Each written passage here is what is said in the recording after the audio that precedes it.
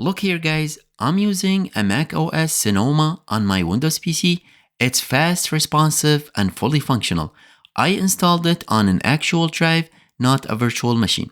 Welcome back everyone. In today's video, I'll show you how to install macOS Sonoma on an external drive, allowing you to dual boot between Windows and macOS on one PC. This is a great way to try out macOS without affecting your main drive.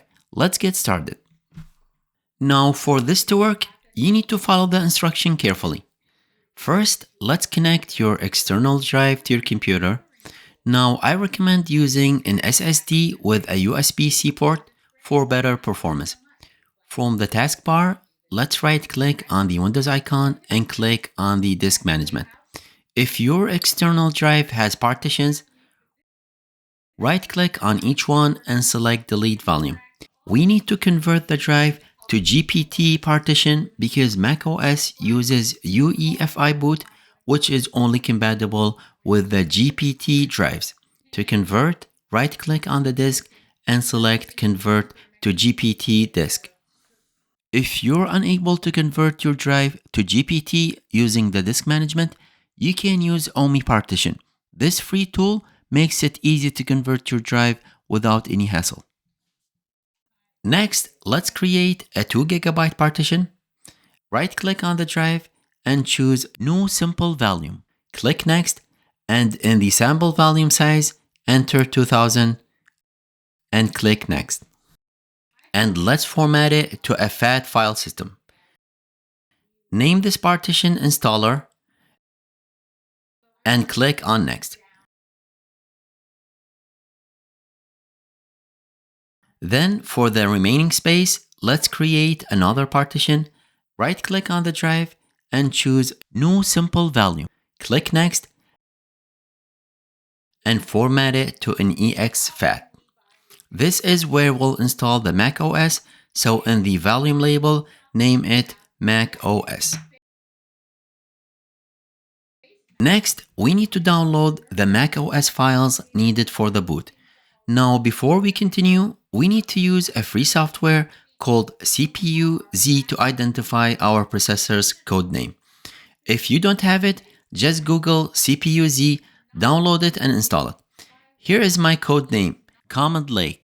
This tutorial is for Intel processors only, as macOS is designed for Intel and Apple Silicon with no official support for AMD.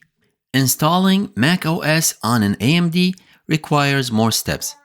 Once you know your processor's codename, open your browser and let's visit this website to download the OpenCore EFI file for your processor. I left the link in the descriptions. Now, OpenCore EFI allows macOS to run on a non-Apple hardware by providing essential drivers and configurations. Let's scroll down in the page and you'll find the EFI file available for both desktop and laptop. Since I'm using a laptop, I'll download the laptop version. Click on the file matching your processor codename. Mine is Command Lake, so I will be clicking on this one. And the download will start.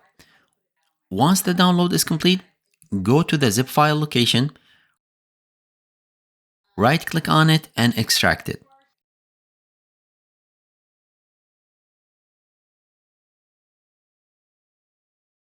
Inside the extracted folder, right-click on the EFI folder and copy it. Now let's go to the installer drive we created earlier and paste it in here. The EFI folder contains the bootloader, which is used for starting the macOS. Next, we need a macOS recovery image. We'll use the OpenCore PKG tool to download the macOS recovery image you want. Open your browser and let's go to the GitHub page, link in the descriptions. Scroll down and from the right hand side, click on the latest release. Scroll down and click on OpenCore release.zip to download it. Once downloaded, right-click on the zip file and extract it.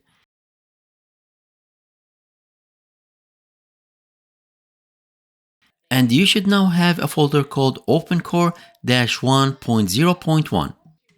You'll also need Python installed on your computer to run the script for downloading macOS recovery image. You can easily install Python from the Microsoft Store. Open the Microsoft App Store and let's search for Python. Click on Install Python 3.11.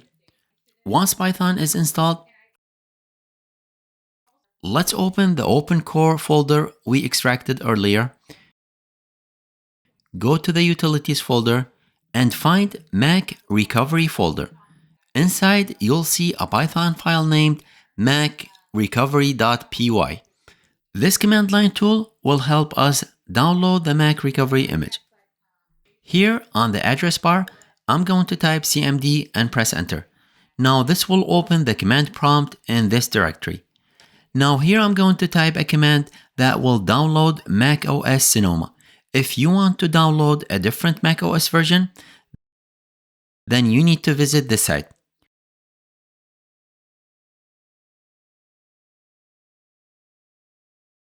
Scroll down and here you'll find a list of commands for each macOS version, all the way from macOS Lion 10.7 to macOS Sonoma. So for me, I'm going to copy this macOS Sonoma command, go back to the command prompt and paste it, and press enter. This will start the download of macOS Sonoma recovery file.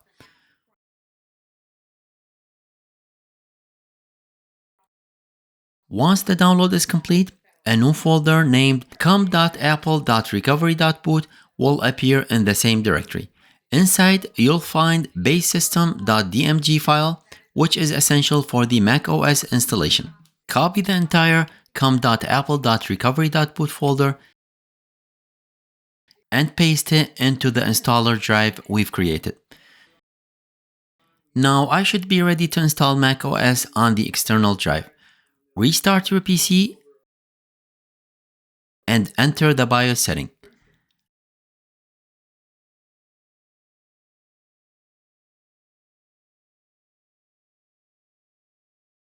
Disable Secure Boot.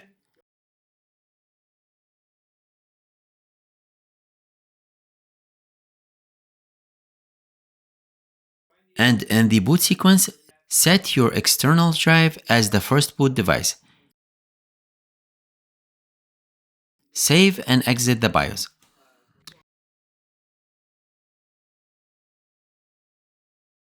After restarting, you'll see a new screen as your PC is now using the OpenCore bootloader. Select the first option to boot into macOS recovery environment.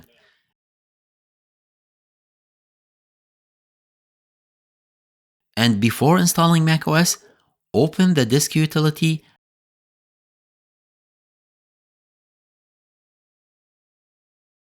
and format the macOS partition to a PFS file system.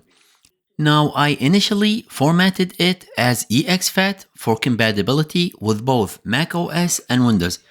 If it was formatted as NTFS, macOS wouldn't recognize the drive. So select APFS, click Erase,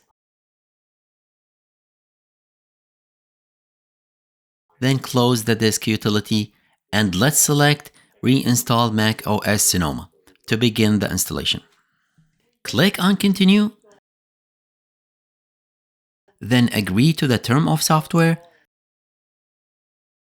then choose the macOS partition as the installation destination, and the process has started. Now the installation will take about an hour, so wait until it's complete.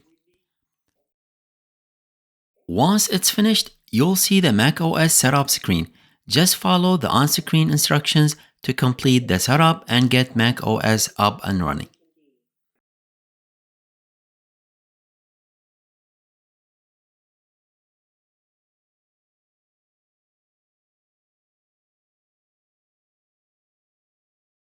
Alright, you have successfully installed macOS on your external drive. From now on, when you start your PC, you'll see a dual boot screen where you can choose between macOS and Windows. And now you can enjoy using macOS and explore all the features. I hope this video was useful. If it was, please like and subscribe for more content like this. Until next time, bye for now.